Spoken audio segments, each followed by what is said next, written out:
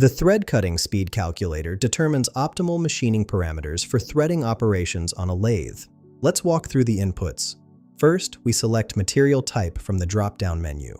Options include carbon steel, stainless steel, aluminum, brass, cast iron, and titanium. For this demonstration, I'm using carbon steel. Next, choose your unit system, either metric showing millimeters and meters per minute, or imperial showing inches and feet per minute. I'll select metric. Now enter your thread pitch. This is the distance between thread peaks.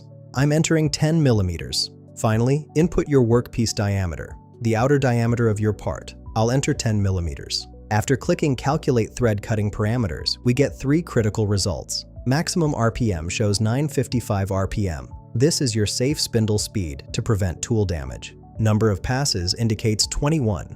That's how many cutting passes you'll need to reach full thread depth. In-feed per pass shows 0.292 millimeters, the radial depth to advance your tool with each pass.